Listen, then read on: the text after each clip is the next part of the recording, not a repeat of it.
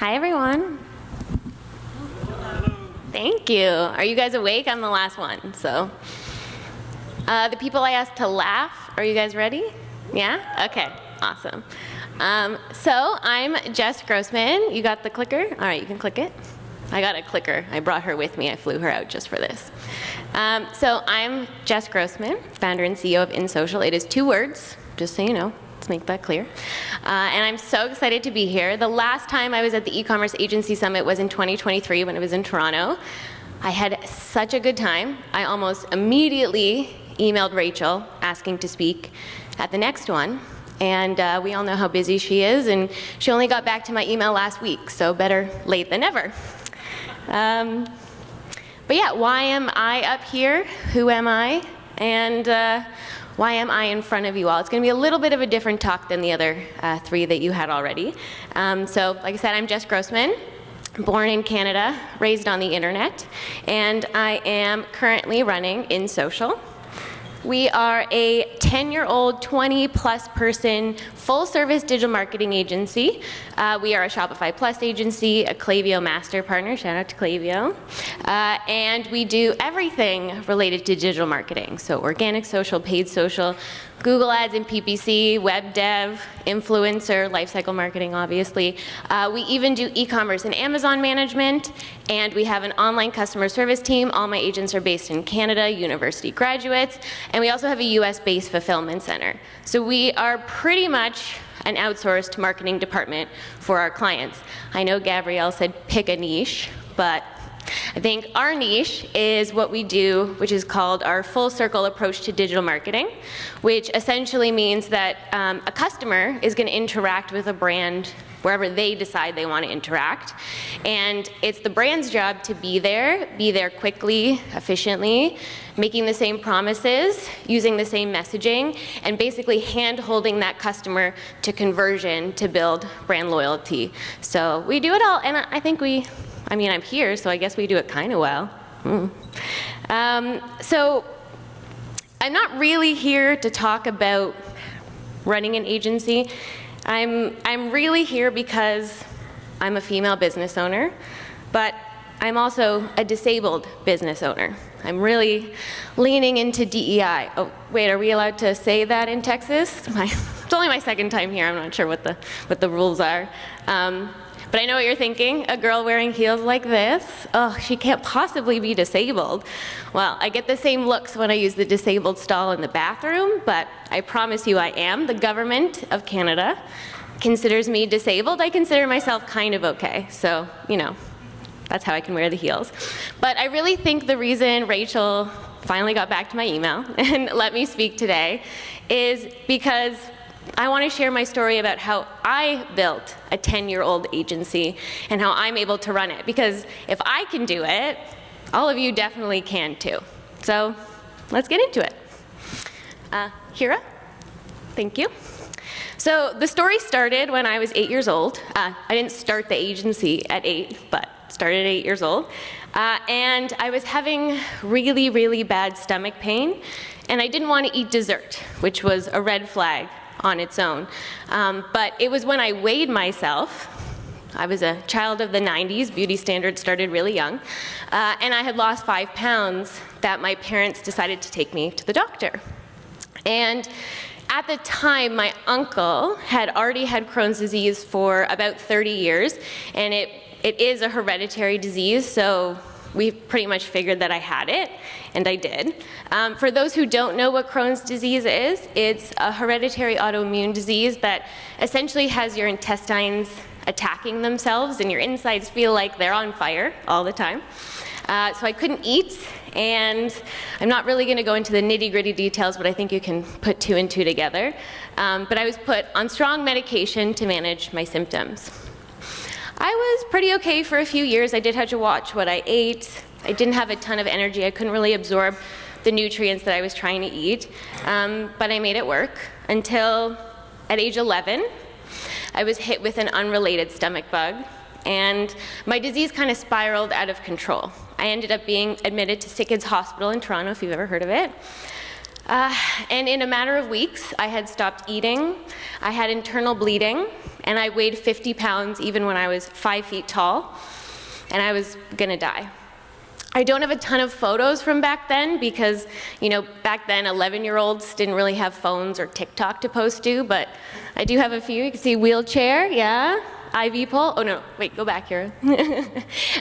So that's pretty much all I got at that time. We weren't posting selfies from our hospital beds back then. So I lived at Sick Kids Hospital for pretty much the following 2 years. I was too sick to go to school. I was in too much pain. I couldn't sleep. I was losing blood and not absorbing enough nutrients.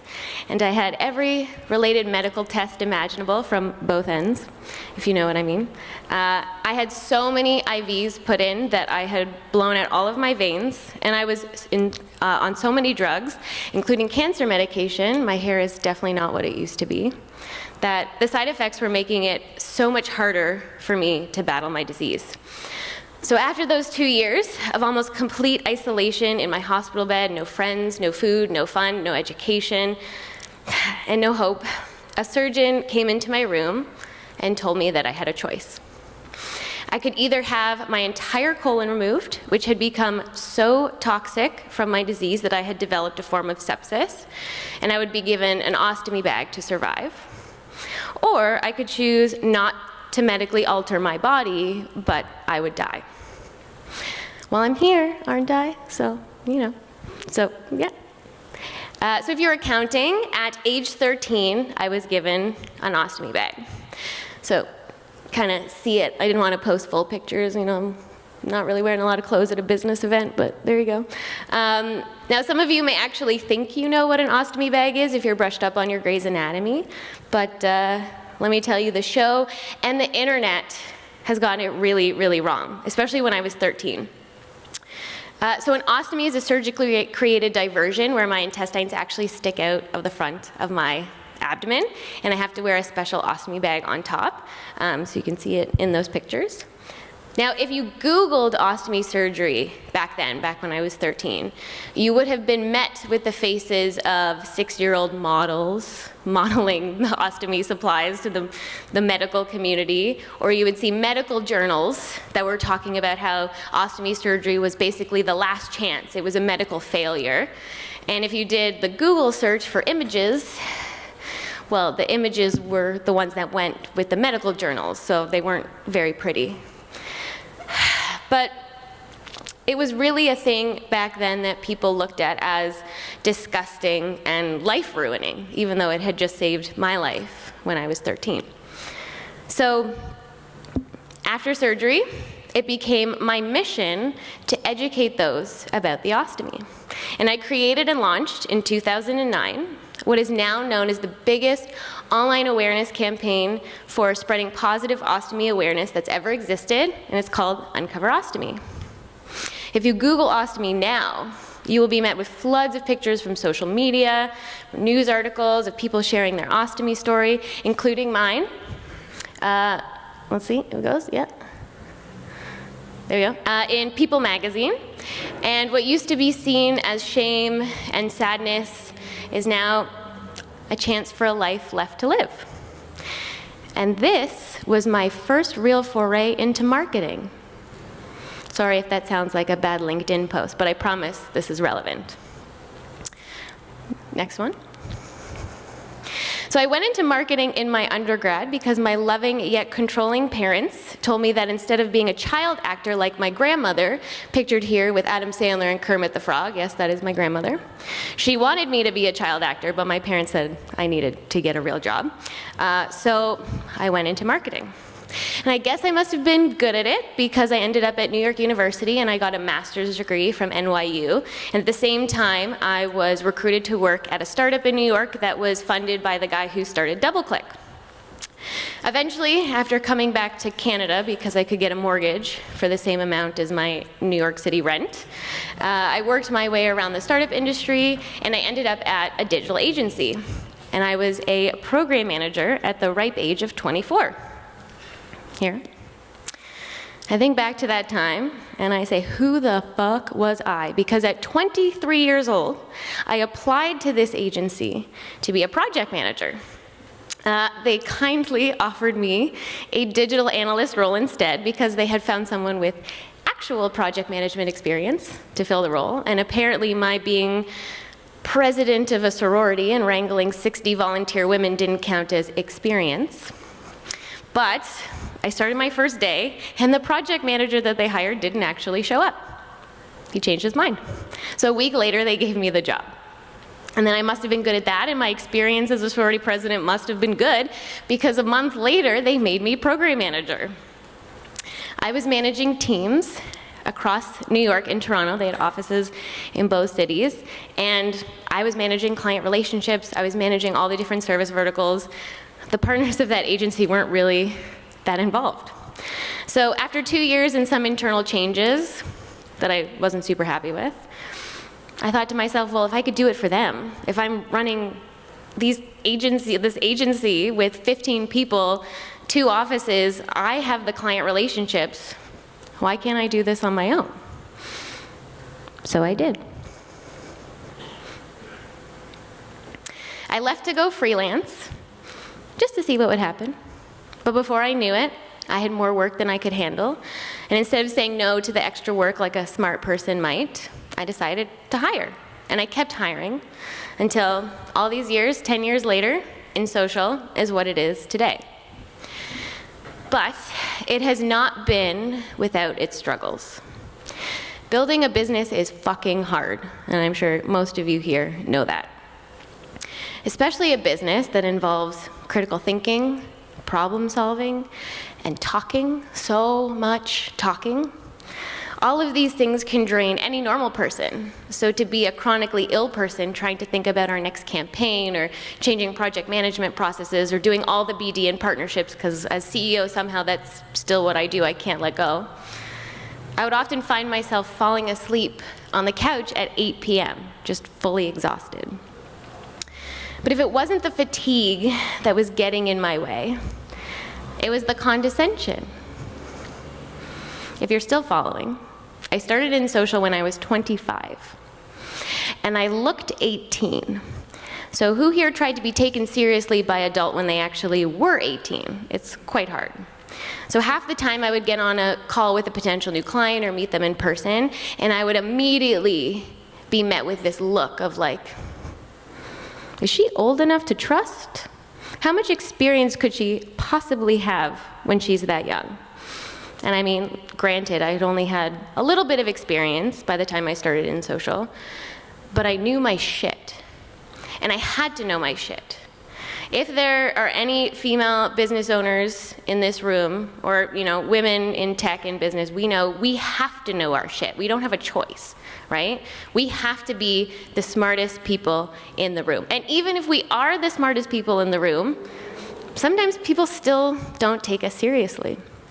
So I had a very eye-opening experience with one such potential client at the time. This client in the business is one of the biggest makeup brush manufacturers in the world. They actually manufacture the makeup brushes that Sephora sells under the Sephora brand name. Don't tell anyone. I'm sure all the men in here, keep your mouths closed. Don't tell anyone about that. But we had a couple meetings with some of the other team members. They were really interested in hiring us for our customer support services, for our marketing services. And so this was the last call for me to meet the CEO to get final approval. And the first thing she says when I met her is, so how long have you worked at InSocial? And I was like, actually, it's my company. And immediately, her face changed, her tone changed, and we closed the deal. So even though she was a successful female business owner, a CEO, I still got that look. I still got that question from her. That's how ingrained and how difficult it is to be a woman in business. Again, I'm talking to mostly men here, but just in case you didn't know. But the funnier interaction, I think it's funny because we ended up getting money in the end. But we had a situation with another client. This was pre-pandemic, so the before times. And the guy was an exclusive distributor of a skincare brand that he could distribute in North America, but he was already doing it through spas. That's how he was making his money. But he wanted to do D2C, but he was like a 60-year-old South African man, white man, and he knew nothing about the internet. Like what you think your grandparents don't know, he somehow knew less. It's like he didn't even try.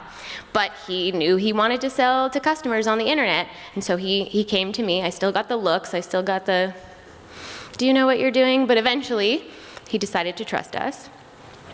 So we worked with him. We came up with this crazy go-to-market strategy, and things were starting to pick up. Our socials were doing well. We had to build him a new website experience, because when I say his website had not been updated since 2003, I am not being facetious. That's how old his website was. But then COVID hit. And if your agency was around during the beginning of COVID, you'll remember that pretty much all clients just paused. The world paused. No one really knew what was going to happen. It's actually funny looking back now, because like months later, it was like the best time of our lives. But there was a period where everything just stopped and no one knew what to do. So, he said, I'm going to abandon this play. We're still early days, even though he had 6 months left on his contract with us. But, no one knew what was going on, and I decided to be the bigger woman, and I let him out of his 6-month contract. But then, not even a month later, I see on their Facebook page that they're posting. And they're kind of posting like what we were doing, but not, like the Temu version of the brand we had built. And so I was like, did he just lie to me? I shouldn't have been shocked based on if I had listened to everything I've just been saying, but I was pretty shocked. So if you want to go to the next one. Oh no, back to, no, one more. There we go, you got it. So you can see on this side is what they were doing. I tried to hide the website so you couldn't see the brand too much, but like, look at the Facebook icon in the footer. Like, when did Facebook come out? 2003? That's like what it was then. And then that alleged Facebook post, and then what we had done that he paused, and he was somehow trying to copy it. So it turns out he went to a freelancer and basically handed over everything we had done, that he had canceled his contract and not paid for, and got this freelancer to do it. The undercutting has started a long time ago in this industry. But I emailed him, and I said something along the lines of, but very politely, I promise you, hey Ron, I see even though you wanted to abandon the D2C play, something's still going on. I had given you tons of billable time as an investment, like even beyond his contract. We invested a lot of time because we believed in this play. But I let you out of the contract because you said you were going to abandon it. Like, what's going on? If you're going to keep marketing, well, then I'm going to hold you to the money you owe us for the 6 months that were left. And again, I was very polite. His response? That my email was too harsh and unbecoming. Do you think he would have said that to a man? Thank you. No, he would not. So on the DL, we did have to take him to court, and we did get a settlement. So it all worked out. But the fact that I had to do that, is that not insane? And that's just another, if I can do it, you can do it situation. But I'm not really up here to give you a pity party about how hard it is to be disabled or to be a woman, because you probably got the gist already. But I'm here to kind of tell you how I was able to get over all of these barriers and create and build InSocial to what it is. So how did I end up successfully building an agency of this size for this long? Well, it comes down to having one main thing. People. I learned early on, sitting when I was sick in my hospital bed, that you can't do anything or get anywhere by yourself. I watched as my parents took turns staying over with me in the hospital while the other one was at home with my brother. they had to support each other while supporting me. And so to build InSocial into what it was today, or what it is today, I looked for, and was already lucky to have, some really important people. So when I first had the opportunity to go out on my own, I spoke to my then fiance, you know, because if you're getting married, you have to make decisions together. I've learned that. And he, being an accountant, put together a spreadsheet, of course, and gave me the number I had to make in a year for us to maintain our lifestyle. And it was $20,000. And I was like, how the fuck am I gonna make $20,000 in a year? And I didn't believe in myself. And maybe that was, again, because of, you know, the disability and the bias, and I wasn't believing in myself when I should have, but he did. I picked a good one, we're still married. And he pushed me to do it, and he said, just try it. If it doesn't work, it doesn't work. And, you know, accountants have very stable jobs, so, you know, we were gonna be fine. Now I laugh at that $20,000 number, but back then it was very scary. But when I started looking for new clients, I dove into my network. I was a very big networker when I was 22 and 23. And they connected me with some of my most exciting clients in the InSocial history. One of which is, she used to build her e-commerce business as her side hustle, and we brought it to become a full-time business, and it's now one of the most successful businesses in e-commerce in Canada. I know when it's successful in Canada, that's not the same as being successful in the US, but to us it means something. And we did that with her, and she referred us to other people who kept referring us. And so the people there helped me grow my client base. And when InSocial started to grow and I needed to hire, I looked for people who were smarter than me in some things, you know. And one of those people is here today, Hira. She's definitely smarter than me, so you should meet her if you haven't yet. But these people on my team make sure that the work gets done and gets done well. Not to mention, oh, hello, okay. Not to mention that they keep the work running when I randomly end up in an ambulance and have to go to the ER. This is an actual Slack message where I took a video from the back of an ambulance in January, sent it in Slack. Half the team was like, all right, I guess this is happening again. Turns out I had an anaphylactic reaction to nothing, and no one knew what happened, and I went home in like an hour. But this is my life as a chronically ill person. And when I say this was a joke, this is like the 5th time in recent times I've ended up in the ER and called in to the morning meeting from an ER chair. Actually, there was one time when, you know, you wait in the ER for like 5 hours. So I was waiting for that long, and then we had the morning meeting. We always have our morning meeting at 10 a.m., and it's a video call, and everyone calls in because we're remote. And I'm sitting in like this, it wasn't a chair, it was like some bed thing in the ER, and I have to sign into the meeting. Haven't seen the doctor yet. And then as soon as I sign in, the ER doctor comes in and I go, sorry, I need a minute. And he was so mad. He was like, who the fuck is, I'm telling you, who the fuck am I to do that? But you know, business is business. That's how you build a 10-year-old agency. So anyway, the team is very used to me calling in from the hospital. But anyway, they keep things moving when I am indisposed, as we say. When InSocial took on more service verticals, we looked for the technology that would help us do our jobs better. And I have made such great connections and friends with the tech partners in our industry, some of which are here today. And they've also helped InSocial grow. If you want to have me talk about partnerships, I could go on and on about that separately, but I had to pick one topic. Feel free to pick my brain after. But there's also the people here today in our community. Without you, fellow agency owners who live in the shit every day, who know exactly what we have to deal with, the chaos, the clients, the macroeconomic uncertainty that us millennials will have marring our entire lives, it's you and this community that makes what we do fun. So I'm gonna be cheesy for a bit, but I swear to God, I wrote this before Rachel put it up this morning. It's written here, I have Google timestamps. But I said if I was gonna be cheesy, I'm gonna throw out the saying, if you wanna go fast, go alone. If you wanna go far, go together. And I don't know her husband, so it didn't come from him. But it's the people who have supported me, the people who have kept me going, people that have helped me to build InSocial into what it is today. I said earlier, if I could do it, you definitely could do it. You just have to find the right people. Thank you.